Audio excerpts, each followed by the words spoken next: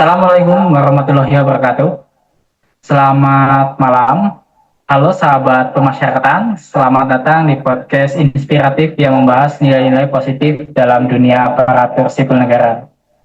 Pada episode kali ini, kita akan membahas tema implementasi ASN berakhlak di lembaga pemasyarakatan. Nah, hari ini sudah hadir bersama kita beberapa narasumber yang luar biasa, yaitu ada Bapak Slamet, Bapak Kurniawan, dan Bapak Rehan. Mereka ini petugas pemasyarakatan yang akan berbagi pengalaman mengenai penerapan nilai ASN akhlak di lingkungan kerja. Halo Bapak-Bapak, selamat datang di podcast saya. Halo, Terima kasih telah mengundang. Oke, kita lanjutkan ke segmen pertama. Nah, untuk kali ini saya mau bertanya nih ke Bapak Kurniawan sebelum kita masuk lebih jauh, sebenarnya apa itu ASN berakhlak? ASN berakhlak adalah nilai dasar yang menjadi pedoman perilaku seluruh aparatur sipil negara di Indonesia. Berakhlak sendiri merupakan singkatan dari berorientasi pelayanan, akuntabel, kompeten, harmonis, loyal, adaptif, dan kolaboratif. Nilai ini bertujuan membentuk ASN yang profesional, berintegritas, dan mampu memberikan pelayanan terbaik kepada masyarakat, termasuk di lingkungan lembaga pemasyarakatan.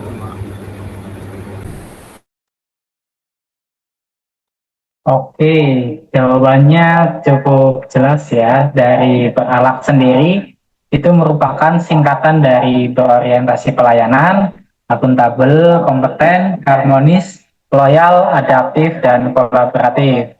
Nah, untuk selanjutnya nih, saya mau bertanya ke Bapak Slamet.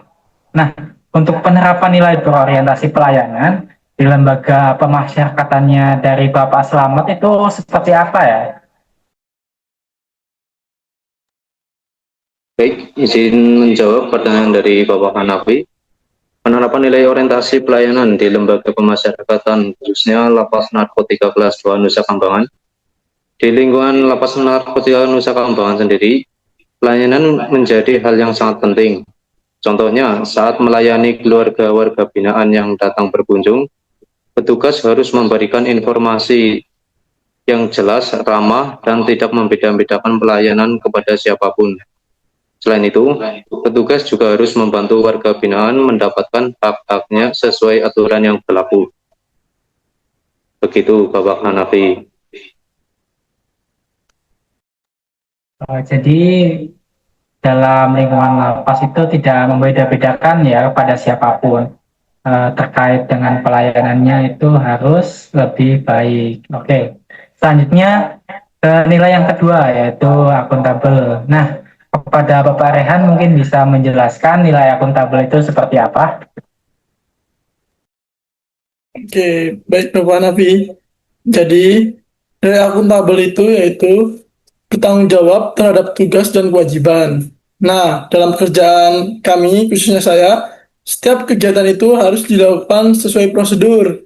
Misalnya, dalam pengawasan warga binaan, laporan administrasi, maupun pelaksanaan tugas penjagaan. Kejujuran dan disiplin ini menjadi bagian penting agar tercipta kepercayaan terhadap institusi masyarakatan. Seperti itu, Bapak. Terima kasih Bapak Rehan atas jawabannya. Ternyata jawabannya begitu menarik ya. Untuk selanjutnya itu ada nilai ketiga yaitu kompeten. Nah, sebagai petugas pemasyarakatan tentu diperlukan kemampuan khusus nih. Dari Bapak Kurniawan sendiri, bagaimana penerapan nilai kompeten yang dilaksanakan di lapas? Betul sekali Bapak, tugas pemasyarakatan harus terus belajar dan meningkatkan kemampuannya. Misalnya memahami prosedur keamanan, pembinaan warga binaan, penggunaan teknologi, hingga kemampuan komunikasi. Dengan kompetensi yang baik, petugas dapat menjalankan tugas secara profesional dan mampu menghadapi berbagai situasi di lapangan Bapak. Oke, berarti untuk pelatihan khusus penjaga tahanan itu sangat perlu ya Bapak Kurniawan? Ya sangat perlu Bapak itu Bapak, buat meningkatkan kemampuan diri sendiri Bapak. Ya, baik. Kita selanjutnya itu ada nilai harmonis dari Bapak Rehan sendiri di lembaga pemasyarakatan itu bagaimana menjaga hubungan harmonis di lingkungan kerja. Oke, baik Bapak. Jadi lingkungan kerja yang harmonis ini sangat penting karena pekerjaan di lapas itu kan membutuhkan kerjasama tim. Jadi kami ini harus saling menghargai, saling membantu, dan menjaga komunikasi yang baik antar pegawai. Dengan hubungan yang harmonis ini, suasana kerja menjadi lebih nyaman dan tugas dapat berjalan lebih efektif.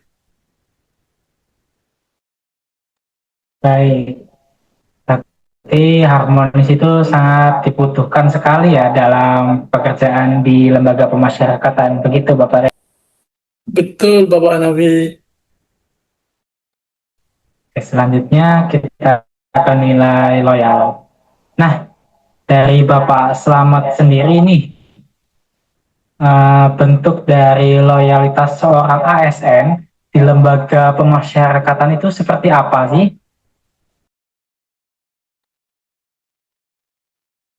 Ya, baik, Bapak Kanapi. Untuk bentuk loyal itu sendiri di lembaga pemasyarakatan itu, kita harus setia kepada bangsa, negara, dan institusi. Sebagai petugas pemasyarakatan, kita harus menjaga nama baik organisasi, mematuhi aturan, dan menjalankan tugas dengan penuh tanggung jawab. Loyalitas juga ditunjukkan dengan menjaga integritas dan tidak melakukan pelanggaran yang merugikan institusi. Begitu, Bapak Kanapi. Baik, intinya loyal kepada negara ya, Bapak Slamet. Ya, benar sekali. Nah, selanjutnya nilai adaptif. Nah, bagi Bapak Kurniawan sendiri, di era modern seperti sekarang, tentu banyak perubahan yang terjadi. Nah, bagaimana dari sikap Bapak Kurniawan sebagai penjaga tahanan dalam menerapkannya di lapas itu seperti apa?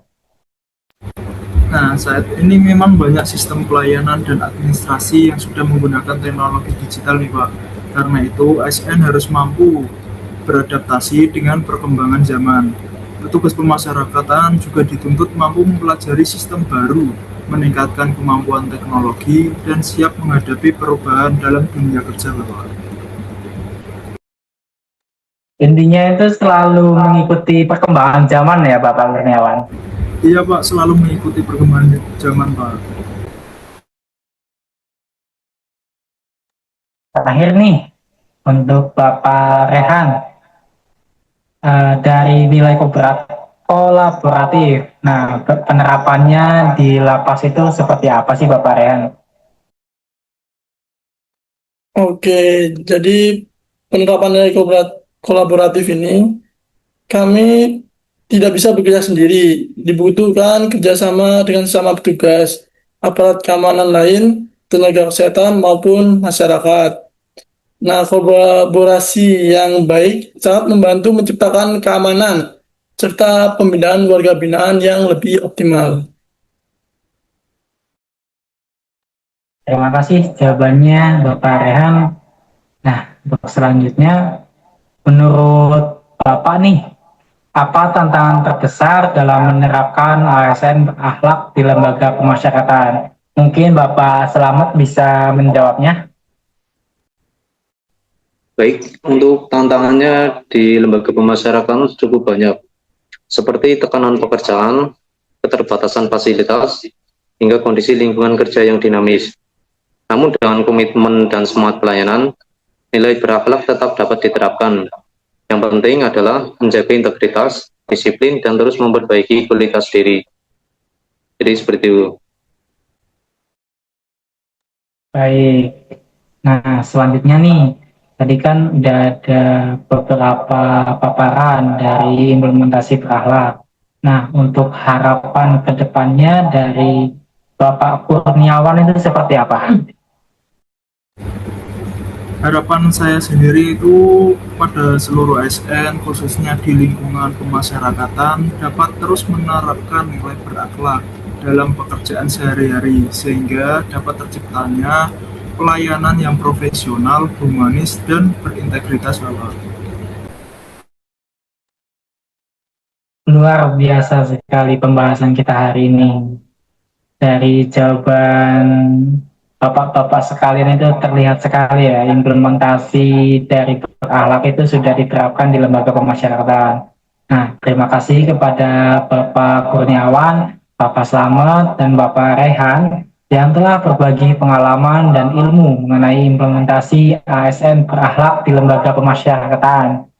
Semoga podcast ini dapat memberikan manfaat dan motivasi bagi kita semua untuk menjadi ASN yang profesional dan bangga melayani bangsa.